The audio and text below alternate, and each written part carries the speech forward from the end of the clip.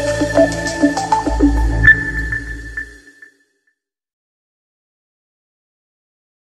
दोस्तों, आज हम लोग पढ़ने वाले हैं स्ट्रिंग इन C++। हालांकि STL का पार्ट नहीं है, याद रखिए इस बात को, लेकिन स्ट्रिंग का कॉम्पिटिटिव कोडिंग में इतना ज़्यादा दखल है, इतना ज़्यादा योगदान है कि मुझे लगा कि स्ट्रिंग क्लास को पहले एक बार पढ़ा दिया जाए, क्योंकि बार बार जब हम लोग प्रॉब्लम्स को सॉल्व करेंगे तो स्ट्रिंग के मेथड्स और उसके टर्म्स का इस्तेमाल होगा। तो आपको पता होना चाहिए कि स्ट्रिंग क्लास STL में किस तरीके से हम लोग यूज करेंगे। ठीक है, तो आपको पता होना चाहिए कि जैसे वैसे तो C लैंग्वेज में कोई स्ट्रिंग नाम का क्लास या उस स्ट्रिंग नाम का डेटा टाइप नहीं होता, लेकिन C++ में स्ट्रिंग नाम का एक ऑब्जेक्ट रिप्रेजेंटेशन होता है, जिसमें हम लोग स्ट्रिंग के वेरिएबल की तरह इसको इस्तेमाल कर सकते हैं। मतलब एज ए डेटा टाइप उसको हम लोग इस्तेमाल कर सकते हैं। जैसे स्ट्रिंग यहाँ पर है और स्ट्रिंग वेरिएबल का नाम और यहाँ पे उसकी वैल्यू, इस तरीके से आप स्ट्रिंग वेरिएबल को बना सकते हैं। मतलब अगर हम लोग को स्ट्रिंग वेरिएबल C++ में बनाना है तो हम कह सकते हैं क्या, string name is equal to, आप कह सकते हैं जय। तो ये स्ट्रिंग आपकी हो गई इसमें।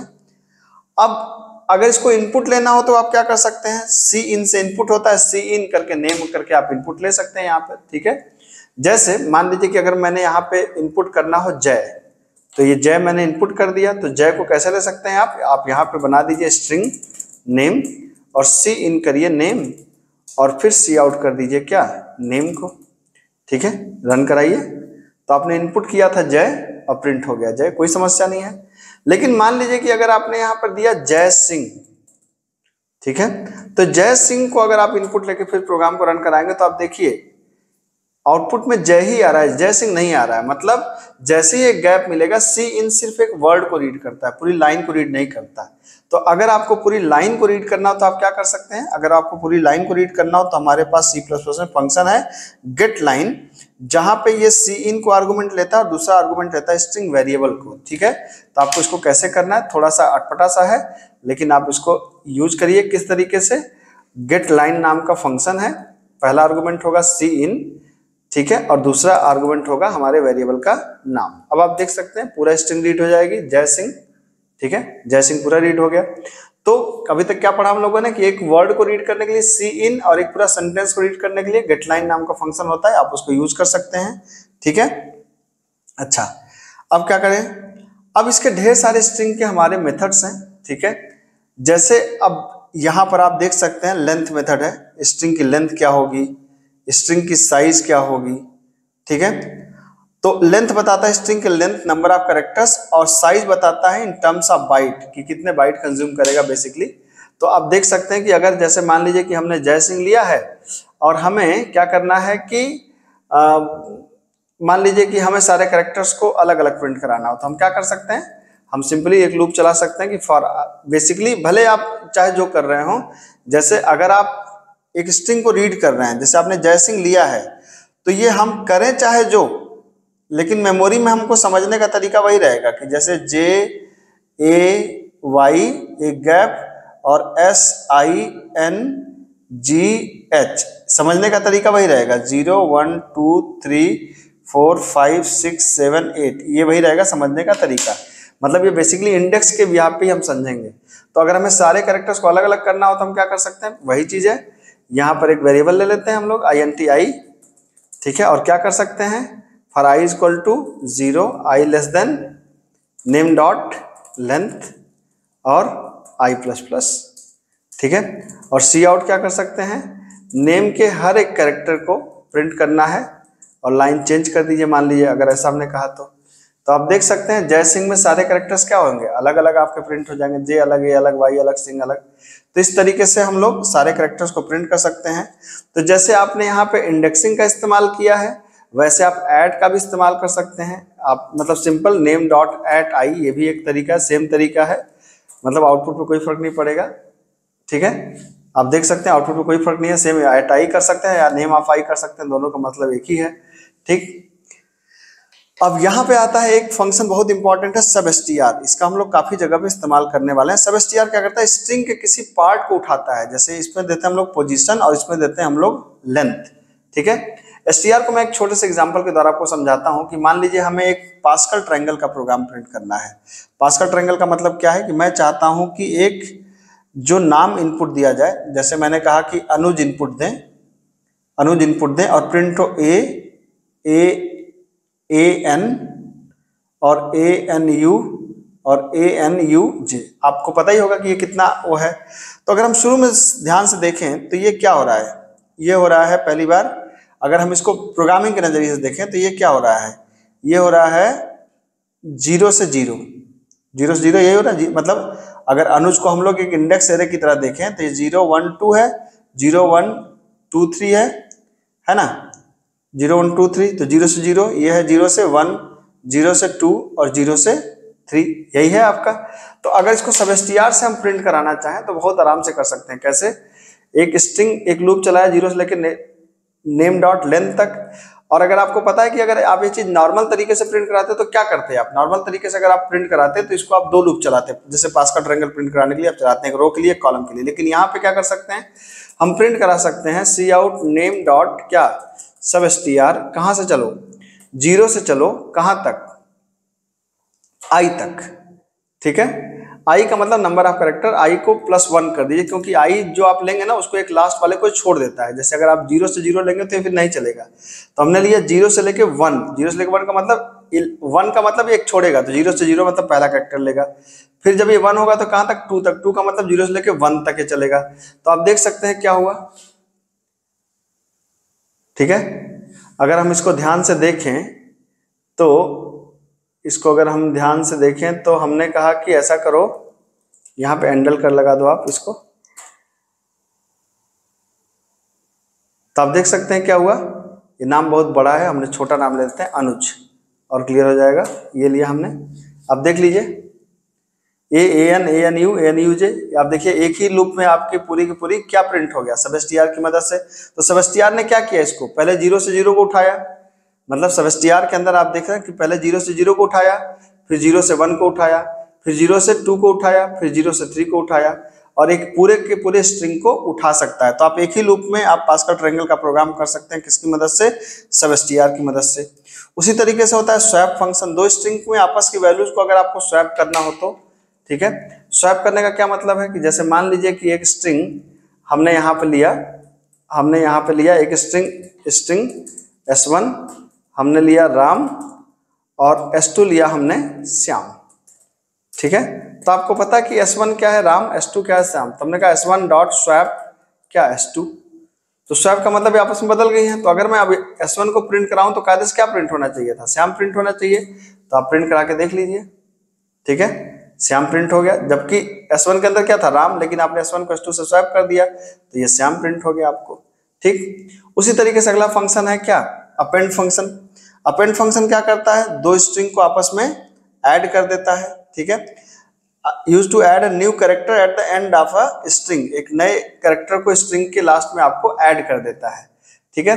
क्या मतलब है इसका, जैसे हम कह सकते हैं कि यहां पर अगर मैं कहूं कि S1 डॉट अपेंड S2, ठीक है, और मैं कहूं सी आउट क्या S1, तो आप देख सकते हैं क्या होगा, राम के लास्ट में श्याम अपेंड हो गया, तो राम श्याम दोनों एक ही में आ गए, किसके अंदर आ गए, S1 के अंदर आ गए, तो दोनों ये दोनों अपेंड हो गए, मतलब एक तरीके से समझ सके कि राम और श्याम आपस में मर्ज हो गए, ठीक है।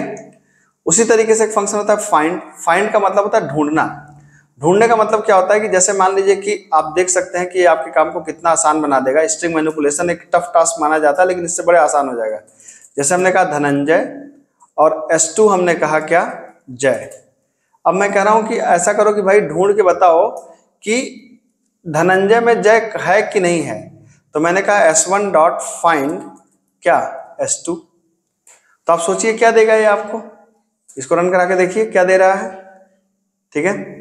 ये आपको रिटर्न करेगा एक इंटीजर वैल्यू, एक str1 पोजीशन और लेंथ।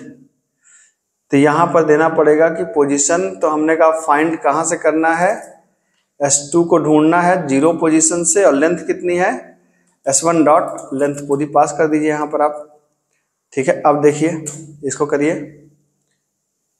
ये अभी भी नहीं चल रहा है, अरे यार सेमीकोलन नहीं लगाया है ये, ठीक है। अब देखिए एक्सपेक्टेड टू आर्गुमेंट 3 प्रोवाइडेड, इसका मतलब है कि कायदे से हमको इससे भी चलना चाहिए था, ये इससे चलेगा, ये कर लेते हैं 1 मिनट। ठीक है, तो आप देख सकते हैं कि इसका आउटपुट आया है 6, मतलब हमने कहा कि धनंजय में से जय को ढूंढना है और S1 में से S2 को ढूंढो, 6 आया। अब 6 कैसा आया ध्यान से देखिएगा, 0 इंडेक्स देखिए, D का इंडेक्स 0, H का 1 2 3 4 5 6, तो पहला जो मैच है J का J से वो कहाँ पे, 6 पे, इसीलिए इसने क्या दिया है 6, तो उस पहले कैरेक्टर का इंडेक्स देगा जो वहां पर मैच कर जाएगा। ठीक है, उसी तरीके से पुश बैक, अगर स्ट्रिंग के लास्ट में कोई चीज आपको पुश करना हो, ठीक है, जैसे मैंने कहा कि भाई S2 के लास्ट में S2 डॉट पुश बैक, ठीक है, हमें ए ऐड करना है, तो आप देखिए कि S2 में क्या था, जय था, अब S2 के अंदर क्या हो जाएगा, जया हो जाएगा, you can check it out. तो आप देखिए S2 के अंदर क्या हो गया, जया हो गया, जय के अंदर ए पुश हो गया आपका। उसी तरीके से पॉप बैक होता है, अगर लास्ट वाले को डिलीट करना है तो मान लो हमने कहा S2 dot pop back, pop back का मतलब लास्ट वाले को डिलीट कर दो, तो सी आउट आप क्या कर सकते हैं S2, तो आप देख सकते हैं जया से फिर वाई गायब हो गया, अब क्या बचा आपके पास, सिर्फ जय बचा। यहाँ पे ये लाइन चेंज नहीं की, ऐसा लग रहा है, ये लाइन चेंज करके प्रिंट करा दीजिए। ठीक है, तो जया से आपने फिर से ए डिलीट कर दिया, तो जय बच गया आपका। लास्ट फंक्शन है क्लियर, किसी भी स्ट्रिंग को क्लियर करना हो, जैसे हमने कहा कि S2 डॉट क्लियर, तो S2 डॉट क्लियर का मतलब S2 में क्या हो गया, सारा कुछ गायब हो गया। अब अगर आप C out S2 dot length print कराएंगे तो क्या प्रिंट करेगा, 0 प्रिंट करना चाहिए। ठीक है, तो आप यहाँ पे हैंडल करके आप चेक कर लीजिए, ये देखिए, ठीक है, S2 डॉट 0, तो 0 का मतलब खाली है, अगर खाली हम चेक करना चाहें तो ये भी चेक कर सकते हैं। यहाँ पे हमने कहा कि S2 डॉट एम्प्टी, तो अगर खाली है तो 1 देगा, जाहिर सी बात है, तो खाली है इस समय S2, तो क्या देगा, 1 देगा, यहाँ खाली है, आप देख सकते हैं। तो ये देखिए हमने सारे फंक्शंस को यूज कर डाले। इसके साथ साथ कुछ और फंक्शंस भी स्ट्रिंग के इस्तेमाल किए जाते हैं, वो स्ट्रिंग के फंक्शंस नहीं, बेसिकली कैरेक्टर के फंक्शंस हैं, जैसे इज अल्फा, ठीक है, इज लोअर, ये फंक्शन क्या करते हैं, बहुत इंपॉर्टेंट फंक्शन है। जैसे इज अल्फा, हमें चेक करना है कि कोई कैरेक्टर जो है वो अल्फाबेट है कि नंबर है, तो हम क्या कर सकते हैं, जैसे अगर इसमें देखिए ध्यान से, ये एक कैरेक्टर के फंक्शन है, स्ट्रिंग के नहीं है, ध्यान दीजिएगा इस बात को। तो जैसे मान लीजिए कि हमने कहा कि सी आउट इज अल्फा, ठीक है, इज अल्फा क्या, इज अल्फा के अंदर हमने पास किया ए, तो चूंकि अल्फाबेट है तो क्या देना चाहिए, इसको ट्रू देना चाहिए। ठीक है, तो इज अल्फा क्या रिटर्न करता है, return non zero if the argument is alphabet, मतलब अगर अल्फाबेट है तो क्या देगा, नॉन जीरो, तो नॉन जीरो में अभी क्या दे रहा है, 2 दे रहा है। अगर मान लीजिए यहाँ पर आपने 1 दिया होता, तो अगर आपने 1 दिया होता तो ये क्या देगा, यहाँ पर 0 देगा, कि 1 अल्फाबेट नहीं है इसलिए 0 दे रहा है, और अल्फाबेट देंगे तो कोई ये नॉन जीरो वैल्यू देगा, जैसे आपने P दिया तो ये नॉन जीरो वैल्यू देगा, मतलब 2 या 3 जो भी देगा ये आपका नॉन जीरो वैल्यू होगी, तो इसका मतलब कि अल्फाबेट है। इसी तरीके से इज लोअर, अगर कोई फंक्शन, अगर कोई चीज आप दे रहे हैं, जैसे आपने कहा कि लोअर, ये कैपिटल है कि स्मॉल है, तो जैसे P इस समय स्मॉल है, तो क्या देगा, नॉन जीरो वैल्यू देगा। लेकिन अगर ये कैपिटल होता अभी, तब क्या करता है, जैसे आपके P यहाँ पे आपने दिया तो ये कैपिटल है, तो क्या देगा, 0 देगा, तो इसका मतलब कि इस समय ये लोअर नहीं है। तो ये देखिए फंक्शन इज अल्फा देता है क्या, नॉन जीरो, अगर ये क्या है, अल्फाबेट है तो, अगर अल्फाबेट नहीं है तो 0। उसी तरीके से इज लोअर क्या करता है, नॉन जीरो अगर ये लोअर केस में है, अगर मान लीजिए लोअर केस में नहीं है तब ये 0 देगा। सिमिलरली इज अपर से किसी को आप अपर में है कि नहीं चेक कर सकते हैं। टू लोअर में, टू लोअर क्या करता है कि जैसे आपको क्या करता है, आप जैसे टू लोअर को अगर आप चेक करना चाहें, टू लोअर, जैसे हमने कहा कि भाई हमने कैपिटल ए दे दिया तो कैपिटल ए का लोअर, तो ये इस हमें रिटर्न क्या करता है, हमें स्काई वैल्यू देता है, आप देख सकते हैं। तो स्मॉल ए का स्काई वैल्यू आ गई, अगर आप इसको स्मॉल ए प्रिंट कराना चाहते हैं तो इसको आप टाइप कास्ट कर दीजिए कैरेक्टर में। ठीक है, तो ये देखिए, ठीक है, तो उसी तरीके से अगर आपने यहाँ पे स्मॉल दिया, उसको कैपिटल में कन्वर्ट करना चाहते हैं, जैसे आपने स्मॉल दिया और कैपिटल में कन्वर्ट करना चाहते हैं, तो इसके लिए फंक्शन हमारे पास क्या होता है, टू अपर फंक्शन होता है, टू अपर फंक्शन होता है, आप चेक कर सकते हैं इस चीज को। तो आपने यहाँ स्मॉल दिया, इसको कैपिटल में कन्वर्ट कर देगा। ठीक है, टू अपर फंक्शन में क्या हुआ भाई, to return upper equivalent of the specific argument. ये गलत है क्योंकि अपर का यूज छोटा होगा, ये हो गया इसका कैपिटल आ गया आपका। तो आप देख सकते हैं ये सारे हमारे स्ट्रिंग हैंडलिंग के फंक्शंस हैं और इनका बहुत ही इस्तेमाल आगे चल के होने वाला है और इसको हम लोग पढ़ने वाले हैं अपनी प्रोग्रामिंग लैंग्वेज में। जब प्रॉब्लम्स को सॉल्व करेंगे जगह जगह इनका इस्तेमाल होगा। तो होपफुली बात आपको समझ में आई होगी। प्रैक्टिस करते रहिए। मिलते हैं अगले लेक्चर में। Thank you so much.